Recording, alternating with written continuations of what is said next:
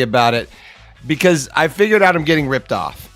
I Well, went to you the are. 711. I'm not going to, because they're a big sponsor, I'm sure, of our show. But I went there and I filled the ice, and then I was like, iced coffee, and then I realized, not that I'm that dumb, but I'm getting ripped off when I put the ice Well, in there. I'm getting less coffee. They prey upon the people in a hurry. And They're predators. They are. Audrey loves cold coffee. Look, got a great show today. Franz Beard, Yancey Porter. Hopefully Rodney Orr can join us. His summer schedule is a little bit tight, but kind of the calm before we get really cranking up. So, Rodney, if you're love having you on here if you can join us. But lots to cover. Smash the subscribe button in the bottom right-hand corner. Allow notifications on Android and iPhone because pen and paper are necessary because there's a lot to talk about coming right up. Whoa! Get him! Yes, sir. Get him! Go get him, Sammy! Get him, Mildred! Get him, Mildred!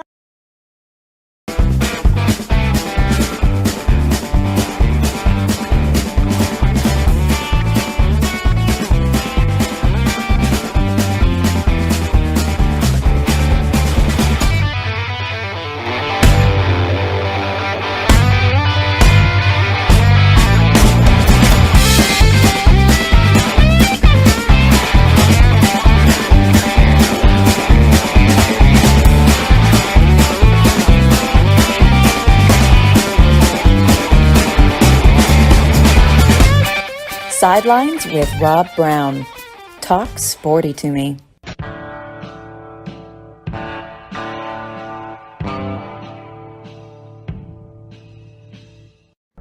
All right, man. Where do we want to start? Yesterday, back and forth during the day, going back and forth from Laptop World. I'm watching ACC Network, and Franz, you were talking about this in the pre-show caboodle we have.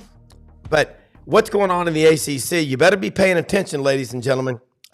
Jim Phillips, the commissioner over there, had some things to say about the schools that are just raising a lot of hell about the league that they're in. We don't normally see this kind of behavior. And the ACC media days, I was listening, to a lot of people's thoughts on it, Franz. My friend Chuck Oliver over in Atlanta, who shows on right after us, Southern Sports Today, love him. His quote was, they can do a lot better. They're in Charlotte, I think at the Hilton downtown, and there were a lot of people in the room, but it was a smaller room. They've got to expect more, but when you compare anything to SEC Media Days, Franz, it's not going to look as good, but I don't want to see the ACC go away, but Jim Phillips, just real quick, give me about a minute and a half on your takeaway from his comments to FSU and Clemson. Well, it's been a double whammy for FSU and Clemson. First, last week came the news that basically the ACC is going to stay intact, largely because Clemson and FSU can leave, but nobody wants them. Nobody. The Big Ten doesn't want them because academically they are inferior institutions. The SEC doesn't want them because they don't expand the footprint. And that came out because already 3 presidents in the SEC, and it only takes a vote of 4 to keep them out. The fourth one will be there. But three SEC presidents said, we don't want them, period. We don't want them. And, they've made all this big show of we're going to leave, we're going to fight it and everything. Yesterday, little Jimmy Phillips, piling on top of what had happened at SEC Media Days when all this info comes out that the Big Ten doesn't want them, that the SEC doesn't want them. Little Jimmy Phillips comes up, the commissioner of the ACC, the almost competitive conference, and he said, guess what? We will fight you to the death. So they've got 12 years left on a contract on the grant of rights. He pointed out correctly. He said, you signed on to this not once, but twice, voluntarily. Right. Okay. Now, great take on that. I listened also, Commissioner Jim Phillips of the ACC said corporate sponsorship is as good as it's ever been. Look, they've got some big TV markets, but here's what I use this term a lot, but to me it makes sense. Why would the SEC want Florida State? They've already got Florida. That's like bringing sand to the beach. Okay. Why would the SEC want Clemson? They've got South Carolina. Again, bringing sand to the beach. But John Hartwell, our good friend AD at ULM on the show, Kelly Leak is back. Love this guy. He's got the Bad News Bears picture. It's the elite employees working for a mediocre company, but the elite companies ain't hiring. Wow. Look, the ACC, John Hartwell said on the show a couple of weeks ago that there is chatter out there, and there's a lot of chatter, that Clemson and Florida State, the Big 12, might be reaching out to them. Now, you could say, well, they've already got Florida with UCF. No, they've got part of Orlando. That's what they've got. As far as Clemson, they don't have anything in South Carolina. So maybe the Big 12 comes after those two schools. But SEC Sidelines Sports Network and SECU, all these great shows on this network, we all know the tectonic plates, friends. What happens there reverberates nationwide. Yesterday they had Florida State, they had SMU, and they had Georgia Tech. And Georgia Tech is an example of what's wrong with the ACC. You look at the metro Atlanta area, between 6.5 and 7 million people. It's a city-state, okay? It's like Singapore. But you've got 22 counties spread out over that area. Georgia Tech they basically don't even make any effort to promote their football program. And they've got a proud tradition. You know that. But they got out of the SEC 60 years ago, and they've been paying a price ever since. Now, Bobby Ross had success. They had some success. Paul Johnson, they've had it. Chan Gailey was there. But, friends, you and I both know this. Unless you are all in, you're not in. Well, it's true that, let's go first off. You mentioned FSU and Clemson to the Big 12. Yeah. The Big 12 contract is going to pay about $35 million a year. They're making $45 in the ACC. So are they going to take a $10 million pay cut to spite the ACC? Maybe they're not really smart to get out of the ACC to begin with. So if you're not smart, maybe you do dumb moves automatically. I mean, it's like Joe Biden gets out of the race and Kamala Harris becomes the next Democrat running mate. Sometimes dumb follows dumb a lot of times. They do. Let me, don't mean to interrupt you, but when I raise my hand, because you're making so many great points, I want to get this one in.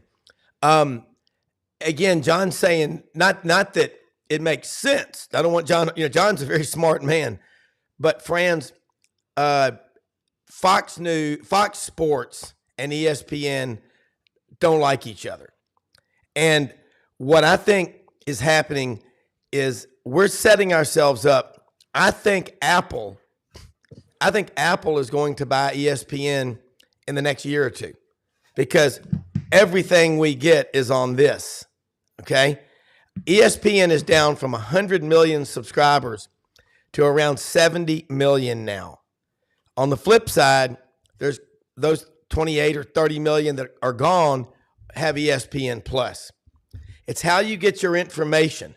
But let's go back to Florida State. In 1992, when they turned down the SEC, Bobby Bowden said, there's more than one way to skin a cat. They had their chance. It was Auburn, Alabama. They wanted them in there. He didn't want to play them. And I remember people at the time saying the basketball money in the ACC is really, it's a better deal. BS, okay? The reality this past year, you know how much Texas, they're not back. They had a good year last year. But Texas football brought in $162 million. Do you know what the highest grossing revenue college basketball program in America brought in last year? $38 million. Okay? The ACC, if you think about it, prior to Danny Ford coming there, it was an afterthought. But then you had some great coaches like Bobby Ross, a proud VMI alumnus. Love that school. You had other coaches in the league, George Welsh at Virginia, but they didn't keep it up. Now they played around with basketball so much, they're trying to play catch up in football. I don't know if they can do it, friends. Well, here's the thing that they've got is you look at the SEC. Let's just take that for an example. Florida seats 90,000. Okay, great stadium. Guess what? It's like the 7th largest stadium in the league. Yeah. You got Texas has 100,000. LSU has 100,000. Alabama has 100,000. Tennessee has 100,000. That's just right off the top of my head. Georgia's got 96, etc. Auburn at 87,000 capacity. They went over 88 this year. They actually added some premium seats down on field level. But still, it's the 8th largest stadium in the league. Yeah, exactly. And guess what?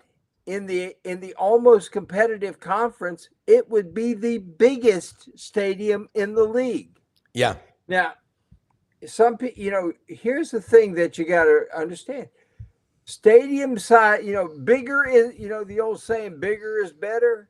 Well, guess what? Well, I forgot Texas A&M has 100,000 too. That's right. The little brother, forgot about little brother there, tagging along with big brother. They got 107, by the way. So here's the thing. You've got all these big stadiums. What does that tell you? That tells you the interest is there. That tells you that the fan base will get there. We look in this league. You take away Vanderbilt, and goodness, God love them, but everybody's got to have a homecoming opponent. I mean, thank God for Vandy for that reason. You can go there and tailgate and have some Chardonnay and some grapes, okay. And somebody remember to bring the brie next time, okay. Give me a victory, give me a win, give me some boiled peanuts and a cold beer. That's the SEC. The SEC, you're right. The SEC is boiled peanuts. Dried, the dried peanuts. You get them on the shell, and they've been hot dried and everything like that. Hot dog, hot dog with skinny weenie. You pay $6 for a skinny weenie that. Well, and that's it.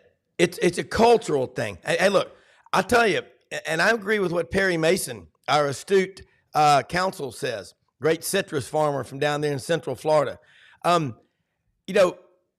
ESPN has, when you watch TV today, when you watch sports, you watch a sitcom on TV, you pretty much feel like you're being lectured, okay? I want to be entertained. Shut up and dribble, okay?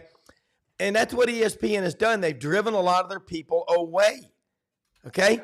Look, it's okay I like to know where you stand. That's fine. But you got to be careful with that because people, look, friends, Brendan, remember the great band Nirvana, Kurt Cobain? One of their greatest songs ever. Here we are, entertain us. That's what we want. And, I'm looking at the SEC at media days. Brendan and I, we were out there. There's not enough time in the day to see all the people you want to see and hear all the stuff you want to hear. We were running around, but it is so much fun. But there's so much passion. And as many people as were there in Dallas, over 1,200 credentialed media people, I could write a book on the number of people I know that weren't there. They sent other people there or they pooled it, whatever. And exactly, just they had things going on, or they didn't want to go to. By the way, Dallas is one of the most accessible cities by rail, by Greyhound bus. Might get there on time with the bus nowadays. Flying sucks, and airplanes. But friends, Brendan and I saw firsthand all this stuff, NIL and the portal. It just it's like an option drifting toward expiration date. it just disappears in value. It diminishes. Everybody's talking about the games right now and the rosters. By the way, went to Barnes & Noble, got my copy of Phil Steele's Football Annual. You'll need a magnifying glass to read it, friends. Oh, heavens, yeah. I mean, goodness. I mean, this guy, he's got it in there. The left guard at SMU last year missed 3 ball games because he got a deer tick on his balls. I mean, okay, goodness. I mean, like I really want to know about that. Okay, you make a good point about ESPN. I had a friend of mine who he's the least sexist person in the world, but he said this: ESPN needs a channel called ESPNW. Put the women's sports on ESPNW. If it's a big game, move it over to the other networks, etc., like this. But have ESPNW so that if you really want to go hear people rail about why the women we should get equal pay and all this other stuff, let them go over to ESPNW and hear it. It's kind of like, at 11 o'clock in the morning, if you really want something woke, you go over and you watch The View. If you don't, are they still living? Loopy Goldberg is just as idiotic as ever, Yeah. And of course, Joy Behar talking about how she's about to pee in her pants. Well, she probably does. She's wearing Depends anyway. So friends, you're making sense though. Let the free market run things. Like I love ESPN to watch the games, and I can remember when it started in 1979. You had the Valvoline, ESPN college football. You'd have Bud Wilkinson, Paul McGuire. You talk about Bud Wilkinson was so cool. He was Marcus Welby on TV. And you just trusted every word that he said. And you look at it, but we need ESPN. We need Fox Sports. We need competition.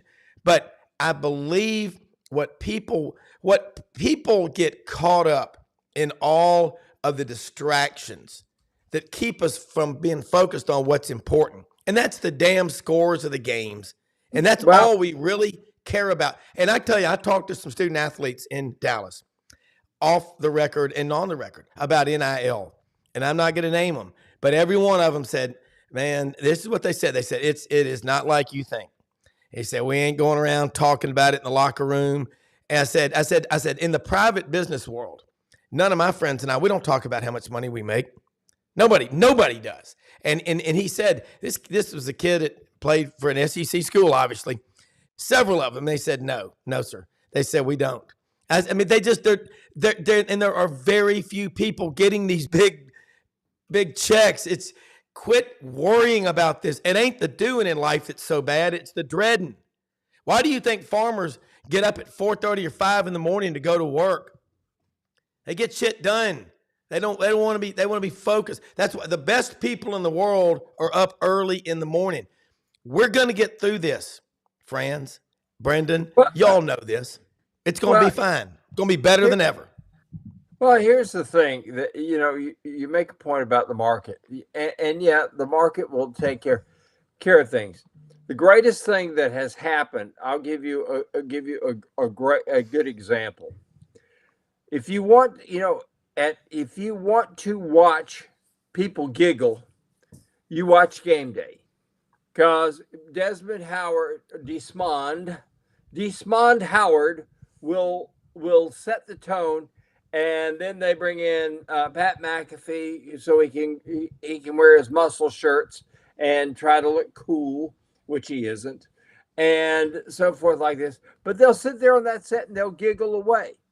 You want football, you go over and you watch Fox. You get Urban Meyer. I'll tell you right now, Urban Meyer will give you, if you watch him for 13 consecutive Saturdays during the season, at the end of that, you will know some football. You will know some real football. You will. If you watch ESPN for 13 consecutive Saturdays, you'll know that Desmond Howard leads the league in giggles. Well, Pat McAfee, I talked to the younger generation. You know, we had Will Hearn on yesterday, Bulldog Illustrated up at Georgia, rising sophomore. Oakley McFerrin, our intern, was out there with us in Dallas. McAfee's on there to appeal to them. Nick Saban, now he's going to be on ESPN Game Day. Desmond Howard is going to be an afterthought because when Coach Saban is talking and he's very measured in his words, people are listening and he has impact. You know, words are like bullets. You can't take them back. And I look at ESPN, show me the games and just comment on the games. That's what but you know what? We're going to have a guest on the show Friday, Chris Plank, sideline reporter for the Oklahoma Boomer Sooner Football Network. This guy gets it. I mean, Oklahoma compared to Texas, they are so excited and gracious to be in the SEC. Look, Brent Venables, his presence when you're around that guy, and we saw him at media days with his cowboy hat on and his boots. I watched SEC Network last night. It's kind of weird, Brenda. I don't know if y'all saw it. It was a combination, an hour-long show of Oklahoma and Texas going through spring practice, their spring games and all. But you're just they're becoming more real, of what they're like. But they're so glad. They kept saying, we're coming to the SEC. And it will take them a little time to adjust just to the different venues they play at. But I think it's going to be a lot of the Texas fans. If you think like a lot of people give Alabama fans a hard time. Well, my God, if you win like Alabama has won, you're gonna be a little crazy. I mean, how can you not when you got those kinds of championships? But if you win Texas like fans, Oklahoma has won, I know, I agree with you. And Texas has not. Texas, is that and Ken Capps, our friend, was out there with us. Football Writers Association of America. He's a Texas grad from Austin, lives in Dallas. But he said something on the show. He said, Texas fans are going to have to learn how to get up for night football. Not just at Darrell K. Royal Memorial Stadium, but on the road as well, friends. And Brendan, y'all know that. Listen, Saturday night in the Swamp is a sausage grinder. I mean, there's a lot of dreams. Lester Miles, the former PhD at LSU football coach, used to say Tiger Stadium is where dreams go to die. Well, you can say the same thing and more about the Swamp. What is Florida's record at night? I mean, they're like them and Auburn are in a 3-year cycle. It's a mess. They will pull out of it. But they just got to get ready. A night football game in Lawrence, Kansas is not the same as a night football game in Gainesville, or Knoxville. Well, the thing about it, I remember when the SEC came out with that slogan, it just means more. It does. Well, guess what? It does. You take LSU. I'll use LSU for an example. Yeah. The people arrive for a big ball game on Wednesday. Brendan and I remember we were out there in 2009. And where they had the media park, I mean, we needed a Sherpa and camels to get us there. I mean, it was that far out. But along the way, how many times did people just grab us and say, "We've been here since Wednesday. Come on, we're eating." Yeah. I mean, this is just trying to get to the stadium. We bet we probably had a dozen invitations to eat. You're right. But they come on Wednesday, they start drinking. By Thursday, they're kind of semi-lit. Yeah. By Friday, they are full lit, and then they use the idea from about midnight Friday to about noon on Saturday to kind of just sober up and re-gear so they can start drinking again. Yep.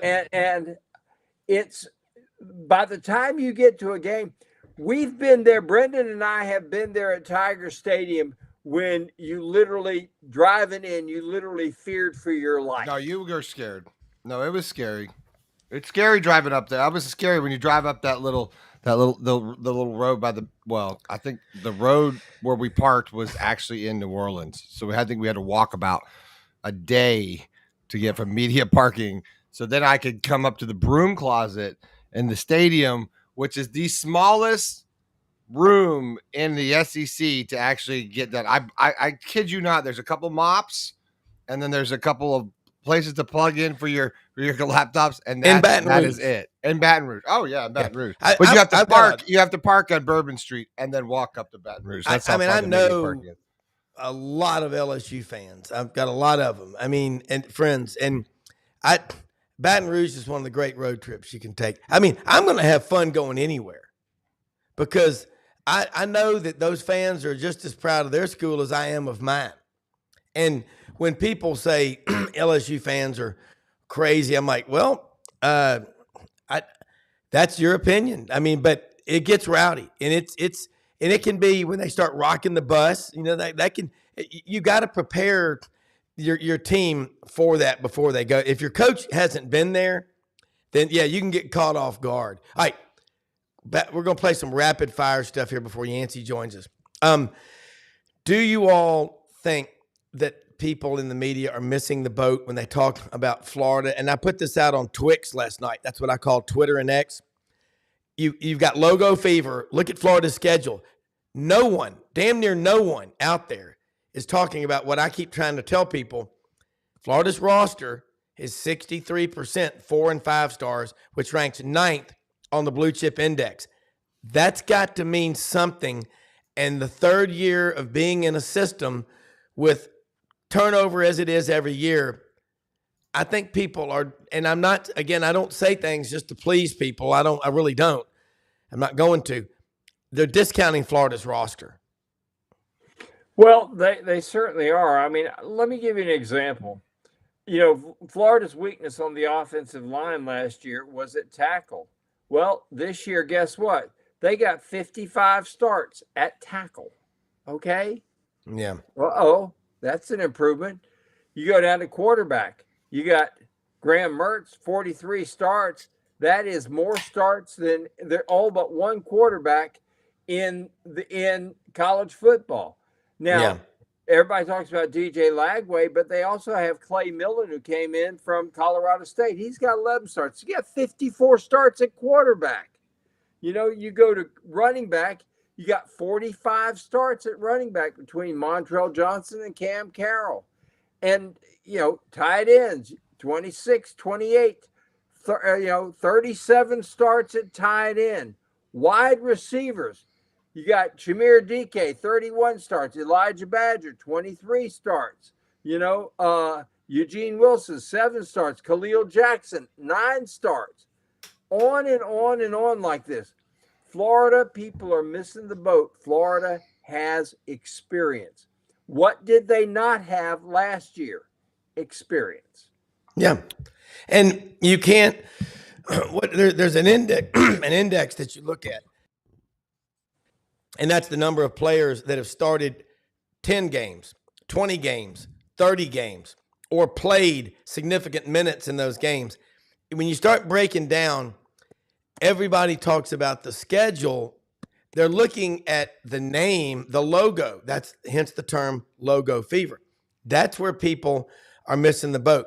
And they like to compare Florida's schedule and Missouri's and say, well, if Florida had Missouri's schedule, they'd have a better record. Well, they hadn't played any games yet, number one. Number two, people don't give Missouri respect because they're out there on the Western Front. I think Missouri's going to be pretty damn good. Eli Drinkwitz at Media Days kept referring to the death row. That's what they call their defense, Missouri's death row defense. They lost their coordinator, was hired away by LSU. That's going to hurt them. But 7 players to the NFL. Yeah, they had 5 players drafted off the defense at Missouri. Yeah. That's a great point. And hey, what do you think about Brady Cook as a quarterback? And I'll tell you, by the way, I talked to Talon Green. At the blue chip index, do I overvalue it? No. But what I'm going to say is you better factor in the portal with that blue chip index. And that's where you got to be bringing in people. But thinking about Missouri, Brady Cook, Luther Burden III, they lose Cody Schrader at running back, but they brought in a couple of group of 5 running backs, one of them from Georgia State, some pretty damn good talent in the backfield. But I like Brady Cook as a quarterback. But talking to Graham Mertz and getting to be around him and just watch him, just the way he acts, a mature guy. I think this is his 6th year. Is that correct? Of college football? Yeah, it is. It is. Okay. There's something to be said about that. And you know I'm right. I would dare say there is not a quarterback in the Southeastern Conference within 20 points of his IQ. You know, and that may be conservative in saying that. He is absolutely brilliant when it comes to understanding this. I have this on good authority from one of the best friends of the Mannings. Peyton Manning made the comment that Graham Mertz was the most impressive quarterback they've had there in years, not just based on his ability to conceptualize something. You say it, he can conceptualize it, put it into action, and he can make every single throw. And that came from Peyton Manning, who was there, and they said the most impressive quarterback they've had there in years. Meanwhile, wow. Let me tell you a story about our good buddy Carson Beck. Carson Beck's people called and said, "Well, where do we fly in the jet? You know, where's the private network to fly in the jet? What's the 5-star hotel near Thibodeau? You know, they hold the Manning Passing Academy at Nicholls State University." And they said, there are no 5-star hotels in Thibodeau. And by the way, all the quarterbacks who come here, you bring your own pillows, you bring your own sheets, you stay in a dormitory, and you go in there and you take a shower with 20 other guys. And here he comes up there. He shows up wearing a watch, as I'm told that is probably worth a couple $100,000 with all the diamonds on it and everything like this. And meanwhile, here comes Graham Mertz and some of these other guys, and they show up, you know, like Jackson Dart. They just show up and they are there to work. And they're not out there to impress anybody. Yeah. Well, he needs to, you better learn, you show up, how you fight is how you live. Rumble Boxing, thanks to our sponsors like them. Coolmore Logistics and Transportation, folks. We're going to be joined in just a moment by Yancey Porter of the Rebel Yell Hotline. Catch it Monday nights at 6 p.m. Central, Sports 56 WHBQ Memphis, and all over on Super Talk Mississippi. Coolmore Logistics, if you had to ship anything less than truckload, full containers, vans, steel, lumber, cotton, seed, bricks, anything that you need shipped from Miami to Seattle and everywhere in between, give them a call. Check out that QR code on the screen. Memphis-based with a global reach. Nobody is going to outwork these guys when it comes to shipping, logistics, and transportation. Also say Hewlett & Dunn Boot and Clothing Company on the historic square in Collierville, Tennessee. Was out there last week. I'll be out there again this week. Love going into that place. HewlettandDunn.com. We're trying to find these SEC shirts. They've got 2 for Ole Miss. One of them's the Mississippi logo in red and blue and white all over it. And then they got the Grove. They've got one for the Chop guy for the Gators. I've never seen a shirt like this. They've got it. They can't keep it in stock at HewlettandDunn.com. Call them and ask about it. And all of our great sponsors. And again, Web-Footed Kennels in Jonesboro, Arkansas. Chris Aiken, known him 30 years. Nobody does a better job of training your dog, working with your dog one-on-one. He's got 10 people helping him. The kennels are immaculate. The grounds are superb in Jonesboro, Arkansas. And, hey, think about it. How you fight is how you live. Well, get your body in shape. The Vitamin Shop in Olive Branch and Oxford, Mississippi. They are open Monday through Saturday, 9:30 a.m. to 8 p.m. Sundays, 10:30 a.m. to 7 p.m. Whoops, got mosquitoes coming in here. Anyway, thanks to all of our sponsors, Gaddis Home Innovation. You can find them all at sidelines.live. Yancey, had a great time being on your show last night. I was hiking on the St. Francis River, a little afternoon exercise before the storms came in. Love the energy on that show. Well, at least y'all got some rain up there. Oxford's still bone dry. We got a little bit last week, but that's okay. Hey, the forecast calls for rain up here, 10 in Memphis, 10 days in a row. I mean, I'm working on the arc after the show. Well, hopefully Sardis doesn't push it up north of us like it usually does, but hopefully we'll get a little bit down here. Yeah. Hey, media days were awesome. Franz Beard and I have been talking about what's going on this week at ACC Media Days, but SEC Media Days, Greg Sankey's focused on his 16, but we learned a lot. I think really more than anything, you're just around these coaches, you're around these players, and what like I said last night, the energy, the passion, it just means more is an understatement about the passion and the love SEC fans have for their schools and this football season.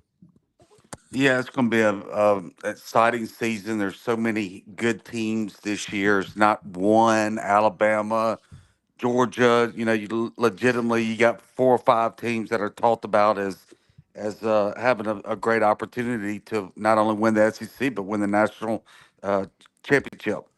Yeah. You know, Franz was just talking about the Manning passing camp, how, you know, Carson Beck was supposedly asked, you know, where's the 5-star hotel? That is, you know, that's roughing it, man. Take your bedroll and a pillow, and you're going down there to Thibodaux. I mean, Thibodaux, Louisiana, folks. I don't think there's a Grand Hyatt or an Omni 5-star there. But what have you heard about Jackson Dart's performance at the Manning camp? Because I got to talk to him and just be around him at media days, and the guy gets it. And I give you credit because a couple of years ago, you saw him before everybody else did, and you said, hey, he's more of a gunslinger, more of what Lane Kiffin likes, and you've been right all along. Well, I haven't heard anything specifically at the Manning Academy. That was some fascinating information that I just heard there about Carson Beck and kind of being a prima donna over there. But I do know that Dart has really upped his game, and I think a lot of that has to do with that he's finally healthy. I mean, he hasn't been healthy in 2 years. He's had a back, he's had a knee, he's had a shoulder. He's just constantly hurt, and he got his knee cleaned up, I believe, in mid January, and sat out for about 3 months. And I think that time, that 12 weeks away, just getting his knee right, getting everything back right. He's finally healthy. He's took out his wide receivers to California. They went out there for a couple weeks this summer. They do that every summer out there in LA. And I just think that he's healthy. He knows this is his 3rd year in the system. Um, you know, Lane hadn't had a quarterback for 3 years. Corral was there for 2. This would be his 3rd year there, Dart's 3rd year, and just that extra knowledge, being healthy, having receivers that he's been throwing to the last couple years. Yeah. There's high expectations for that passing game. Friends, jump in here. Yancey Porter, Rebel Yell Hotline, folks, Monday night, 6 p.m. Listen and learn. Well, I agree about Jackson Dart. And the fact is, you've got Lane Kiffin. Lane Kiffin is a brilliant offensive mind. I mean, I don't, he may have the best offensive mind of anybody in the country. Maybe the best we've seen in a long time. You look at what he did to revolutionize the Alabama offense. Yeah, correct. Everybody said for years, what would ever happen if Lane got a defense? Well, what did he do? He went out in the portal, and he got a defense. And now he's got a coordinator with a chip on his shoulder because he got run out of Alabama, who has players. Ole Miss is going to be scary this year. Trust me, folks. Ole Miss will be scary. Yeah. Yancey, to add a little fuel to what he just said, Pete Golding seems really happy, and he goes and gets two of the top three defensive tackles available in the portal, including former number one or two player in the country, Walter Nolan. Again, you look at LSU right now, they might have 6 or 7 defensive linemen, and we use this term, it's nomenclature, it's not shop talk, but it's defensive linemen their coaches can trust. Even though Bo Davis is there, Kevin Peoples is there, they got the coordinator Baker from Missouri, that's not enough. Rebels have 12. This is a line of scrimmage league. Let's play a little question and answer. What cost Ole Miss in their 2 losses last year at Alabama and at Georgia, other than line of scrimmage? Anything? Well, Alabama was it was an interesting game. It They was. just couldn't get going offensively. They played well defensively for the most part, and then Georgia just whipped them on both sides of the line. They got up, I believe, 14-0 real quick, 14-3, I believe, and just got steamrolled. After that, we've talked about it at length, but they had both their offensive tackles out for that game, and then they kind of switched everybody around. They moved the center to guard to tackle. They moved everybody around, and they haven't had any shuffling on their offensive line before that Georgia game. They started the same 5 guys the whole season and basically played them the whole game, the whole season. And I think that taught Lane a lot there that, he's going to have to get some other linemen ready. He's going to have to get more depth. And so that's what he did. He went and got 4 really, really good Portal offensive linemen. They brought back 4 of their 5 starters and, brought back 2 or 3 of their key subs. They got 11 guys on that offensive line. They feel like that they can play with. So they're very deep on the O line and the D line. My question, if there's anything question mark to me still, they got 2 new corners. They picked up one from Alabama, Amos. They picked up one from Houston that was graded the second highest corner in college football last year. And then they got a guy that transferred in from Miami that started coming on at the end of last season. So we'll see on paper. That seems to be the biggest question mark there at cornerback. They feel like they got some good candidates, but if those corners can hold their own and play up to SEC ball, then they're going to be really good everywhere on the field in that season. Yancey, I Friends, I think they, picked where my they top. really they really succeeded was the over the top, just like Florida did.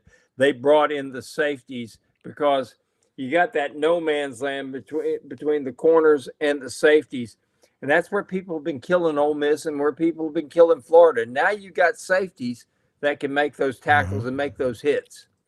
Yeah, that's a good point, Franz. I thought last Excellent. year one of the weaknesses to me is their defensive backfield, and especially the safeties, as you referred to, really weren't that good in space. They were a little bit stiff hipped.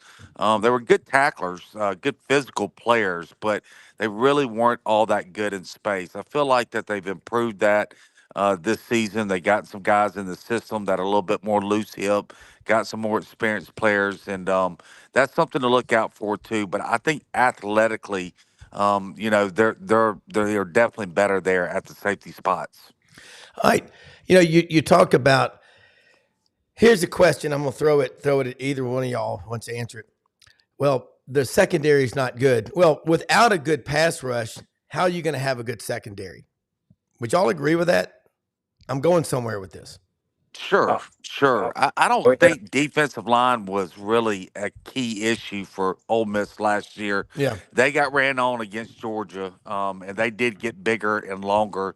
And that's what Lane said. What did that Georgia game teach you? Is that we got to get bigger up front, and we got to get Yeah. longer. And so they did that. They picked up some guys. They got longer. They picked up 3 or 4 portal guys. They brought back all their key defensive linemen. But Lane has always valued that defensive line. He's always tried to have that the deepest position on the field for Ole Miss. So yes, I mean that is going to be something that's looked at. But I feel like the defensive line will be a championship caliber line. Yeah.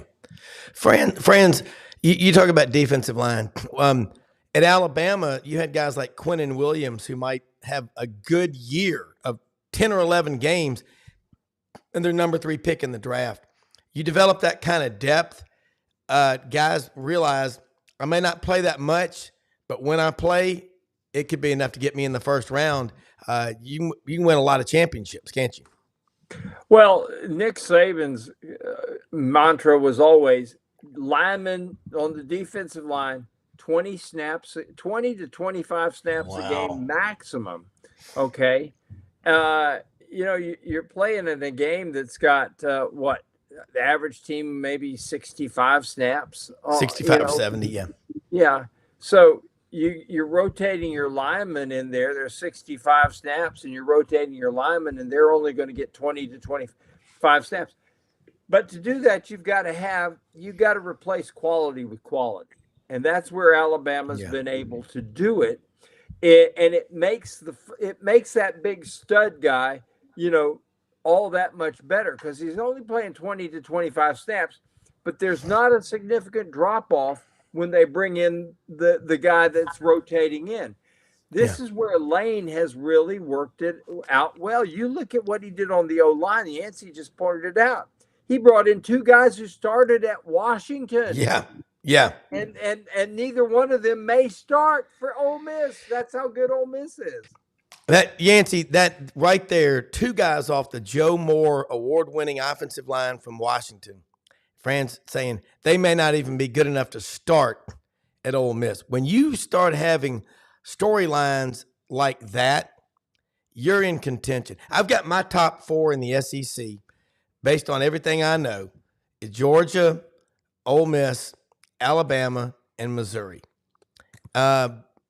Where, if you want to, let's be, doomsdayer, that guy that wakes up in the morning waiting for the other shoe to drop. He lamented the death of the candle when the light bulb was invented. Poke holes in this Ole Miss team. Be negative, be scared, be afraid to embrace success and look at it as a burden like a lot of fans do because it's getting hard to poke holes in this Ole Miss team. Well, the first offensively, the only hole that I can really see is you lose Quinshawn Judkins, who's arguably one of the top 2 or 3 tailbacks in the country. He is. Yeah. And then defensively, again, you got 2 new corners, you got a new safety, and they're not proven yet. Not in this system, not in the SEC. So that's the holes to me. Yeah. Yancey, don't you think though that running back by committee, you lose Quinton Judkins and it's kind of like Florida losing Trevor Etienne. Everybody talking about, wow, you lost Etienne. Yeah, but look who you got coming in behind him here. Trayon Webb and this freshman Jaden Ball that everybody's going to be shooting themselves in the head that they didn't go after. He was 6'2", 237 pounds. And he is an absolute wrecking ball, But Ole Miss has got, Henry Parrish coming in there, Bentley coming in there, Logan Diggs. You got, I don't know. You may not have the one stud, but I don't know that you have the significant drop off there. Yeah, they're gonna go back to that 3-headed monster that they did the first couple years under Lane, before Quinshawn arrived at Ole Miss, and that's really the kind of the thought, like you said. But we'll see how it goes. Do I think they're still gonna be very productive? Yes. Look, Lane is the offense is predicated on running the football. Everybody thinks Lane Kiffin. They think about throwing it all over the field, but the fact is Lane led the country in rushing one year. I think he was second in the country one year. and he's been in the top 2 or 3 in rushing all 4 years he's been at Ole Miss. So running the football makes that offense go. All right. We also left off UB40, my man, Ulysses Bentley the fourth. And I definitely think this running back, what we're going back to is 1970s football. Running back by committee with a wishbone. Guys, you'd have a bunch of guys with between, 400 and 700 yards on the roster. But that's okay. And the NFL has already fired the shot over the bow. The last running back I can remember that was taken, BJ, let's see, I'd say Robinson last year at Texas went number 9 at running back. But we all remember when Trent Richardson out of Escambia County High School there in Pensacola went number 4 in the draft, April of 2012. And unfortunately, he's remembered more for the Netflix series about all the people or whatever that series was, about all the family members that were just taking his money. But it's running back by committee, Yancey and friends. The body, they're saying these guys are coming in, they can't last 3 or 4 years. I mean, look at Zeke Elliott with the Cowboys. I mean, he's been done. He just doesn't know it yet. So I think this running back by committee, it's going to be a long time before anyone breaks any rushing records at any school, because the odds of a guy staying 4 years at the same school at running back and getting enough carries, we're in a different world right now. Yancey, so you look at the schedule, and this is a concern of mine just as a coach. Damn it, look at that schedule for Ole Miss. I mean, the first part of it, you've got Furman, Middle Tennessee, at Wake Forest, Georgia Southern, and then you've got Kentucky. And I mean, It's almost like I would 2 be years worried. ago, right? It's the same kind of schedule as it was 2 years ago when they started off. Yeah, the back end loaded schedule per Back se. end, yes. And then here's my question, and I really believe this. I think Lane Kiffin is so smart, and his analysts, and they're going, okay, remember what happened last time? We had a false sense of security. That ain't happening again, is it? Well, you certainly hope not, but I mean, there really is. There's a confidence within this team. They really believe that they're going to win it this year. They really Yeah. do. I mean, to a man, every single person, and they're not scared of those expectations. They're not cocky, like you said. Carson Beck coming in there to the Manning Academy. By the way, that's fascinating information there, friends. It's kind of disappointing, to be honest, and Yeah. not something that you would feel like you would hear under the Georgia leadership there at head coach, because we know he is the opposite of that. Yeah. Really, really fascinating information right there. Makes you kind of doubt what's going to happen in a 17-game grueling schedule too, with that kind of attitude. But yeah, this team is, it's championship or bust. There's no just make the playoffs, get to Atlanta. There's none of that. It's bring home the hardware, or it is not a successful season, and they believe it to a man. And they got a quarterback they feel like is the best in the country. They got experience and depth at offensive line, D line again, experience and depth. They're confident, but they're not cocky. They're still Yeah. down to earth people. It's called the last ride. So Yeah. they're ready to rock and roll. Hey, Hey, let me throw. Yancey, Yeah. Yancey, let me ask you a question, because I know Rob knows the answer. How many road games against top 10 teams has Georgia won since 2018? I don't know, because playing in the East, I doubt they've had to play that many, to be honest. They've I won mean, one. They've won one road game against a top 10 opponent. how There many this have they year, played? What's their record? it's dismal. I mean, most. But of how many have they played number wise? I think they're 1-6 One and against six. top. Isn't that fascinating? So in the Yeah. East, they've only played 7 road games in what, 6 years? Against top in 10 the teams. SEC. Yeah, against top 10 teams. If Yeah. you were in the West, you would have played probably 18, 20 games in the last Yeah. That's Let, let, exactly right. I'm gonna present a fact to y'all that'll blow your mind. How many road wins against a true road opponent, not a neutral site, true road games? How many true road game wins versus top 10 opponents does LSU have in their history, which dates back to 1892? in their history. Yeah. How many top 10 road wins does LSU have? Yeah, against a true road opponent. I mean, like at Arkansas or at Alabama. I mean, I'm talking about outside of the SEC. Outside of the SEC. Outside of the SEC. Outside of the SEC. Oh Yeah. gosh. Sorry. I don't I don't one. know. They have one. Yeah. And that was in 2019 in that shootout at DKR in Austin, Texas.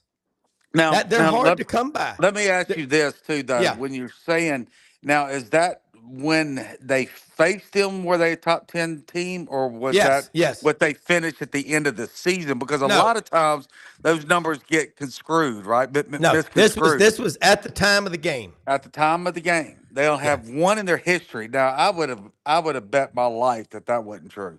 Yeah, But, that happened in That's 2019. fascinating. Yeah, it is. It's only my dad says a vast storehouse of knowledge in here, and you need to learn how to turn that into money. But it's true. it blows your mind and how hard It's hard it to win is. on the road now. It's hard to win a top 10 team. And I tell you what, that Ole Miss Georgia game, it scares me too, because Georgia and Ole Miss could too. They could be fighting for their life in the playoffs as well. But I mean that schedule, Georgia, and I mean it is, Clemson on at a neutral field and playing at Texas and at Bama, and they could be coming in Ole Miss with a loss or two, and even if you just got a loss, right, you don't feel just like you're a shoe-in with two losses. You feel like you're going to get in with 12 teams now, but they'll be taught that maybe a two-loss team doesn't make it. So I mean, they could be playing for their lives, and that's a wounded dog is scary. It is. Let me Literally. throw something at you. I was watching the Buddy Martin show last night with Franz and Shane Matthews and Chris Doring on there, and Shane says, "Look, with Florida's schedule, he goes, if they're 8-4." And it comes down to push or shove versus another team at 9-3. They look at strength of schedule. He said it's going to be a lot like the basketball, March Madness. Think about that. I'll tell you something else that's pretty fascinating is you look around the SEC. Yeah, you're right. 17-game schedule. But people start asking about Georgia. What do you ask Kirby Smart about this team? He's loaded.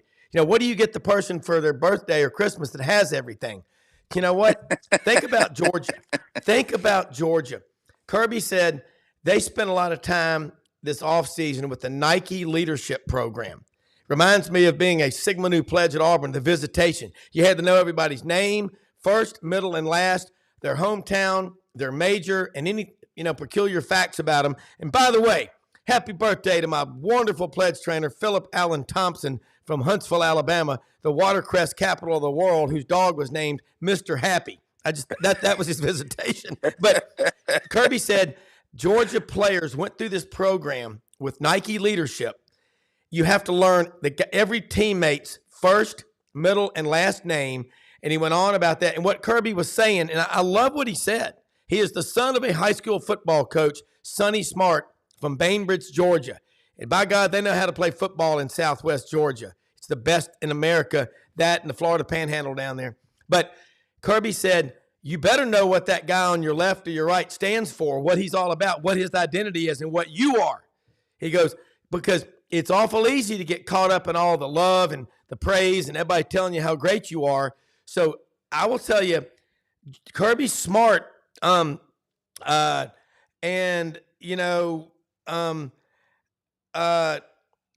okay. And okay. You know where he got that from? Basically, Kirby's finding excuses to win. And I think that's smart. They're just looking for ways to challenge themselves, because I know this sounds crazy, but you can eat too much at the buffet, at the all-you-can-eat buffet, And then you know what happens then? You're Ralph. Georgia, everybody is telling them how great they are, and he's got to find things to coach them on. You know it's where a great Kirby conversation. you know where Kirby got that? You know where Nike got that? That is Urban Meyer at Florida, 2005 through 2010. That is pure Urban Meyer, and that's where Nike got that from. And it is very, very, very good. You're right. They're looking for excuses to win. But here's the thing. Everybody says they're loaded. They are. But how many loaded teams have we seen in the past? I'll ask both of you guys this question. How many loaded teams have we seen in the past that something happened along the way that they weren't nearly as good as they were supposed to be? Alabama a couple of years ago lost a couple ball games, and everybody was saying, "How could they do this?"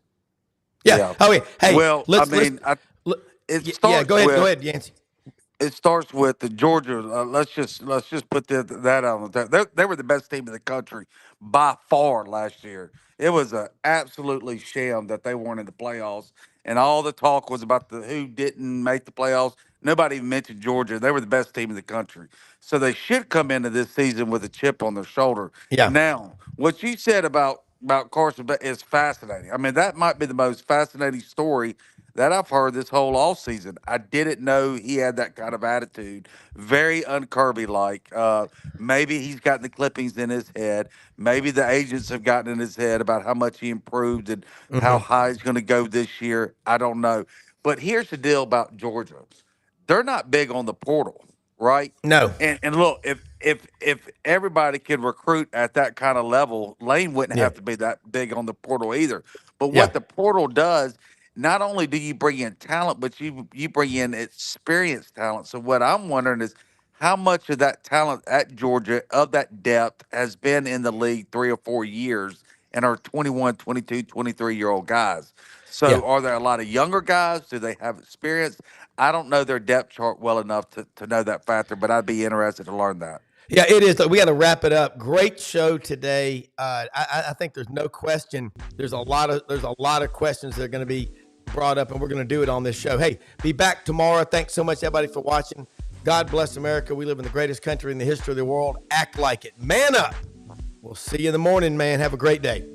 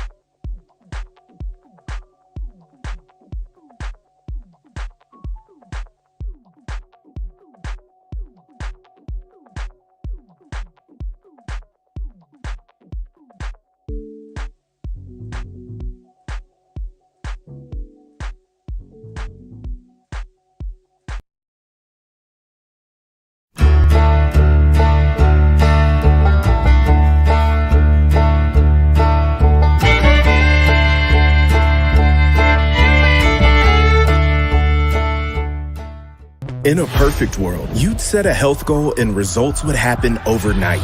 In this world, the real world, it takes time, dedication, and the right support to achieve your best self. The Vitamin Shop's health enthusiasts are here to make sure you're not wasting a single moment on the wrong supplements. From the highest quality sports nutrition and superfoods to the most sought after trends, you'll find a huge variety of science-backed solutions for every goal and the people to help guide you along the path to greatness. Unbelievably, every 2 minutes in our communities, a child is either bought or sold for sex. I am R.A. Dickey, board member for the Nashville Anti-Human Trafficking Coalition. Join me and millions of others in our fight against human trafficking and for its victims by helping to educate the most vulnerable among us, our middle and high school students. Go to nhtcoalition.org, become a partner, and help keep our families safe, because none of God's children are for sale.